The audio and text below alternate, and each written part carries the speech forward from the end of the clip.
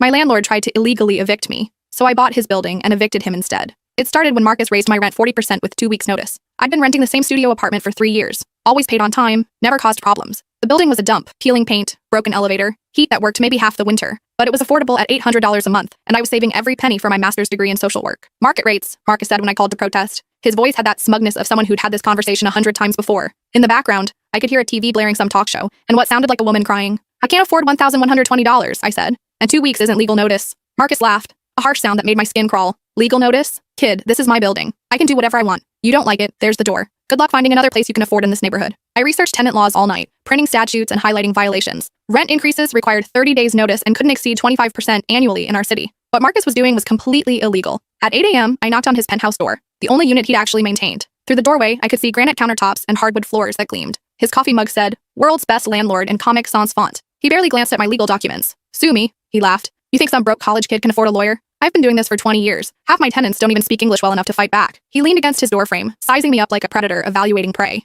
"Besides, maybe try the suburbs. I hear there's a lovely trailer park about an hour away." That's when I realized this wasn't just about me. I started talking to other tenants. Mrs. Chen, an elderly woman on the second floor, showed me notices demanding she pay $800 in cleaning fees or face eviction. Her English was limited, but her fear was universal. She'd been living there for 8 years, never missed a payment. The Ramirez family had been charged $1,200 for excessive utilities when their toddler got sick, and they ran a humidifier for 2 weeks. They couldn't afford the fee, so Marcus had filed eviction papers. "He says we use too much electricity," Maria Ramirez explained, bouncing her feverish daughter. "But the baby, she needs the machine to breathe properly." I knocked on every door in the building. 24 units, 18 different horror stories. Marcus was systematically targeting vulnerable tenants, gambling they wouldn't know their rights or couldn't afford to fight back. The pattern was always the same: impossible demands, illegal fees, threats made to tenants who barely understood their rights. Anyone who pushed back got evicted for lease violations that didn't exist. The breaking point came on a Tuesday morning when I saw Marcus screaming at Mrs. Chen in the hallway, demanding she sign papers she couldn't read. "Just sign here, Grandma," he said, shoving a pen at her shaking hands. "Makes everything easier. No lawyers, no courts, no trouble for anybody." Mrs. Chen was crying, repeating, I pay rent," in broken English. I stepped between them.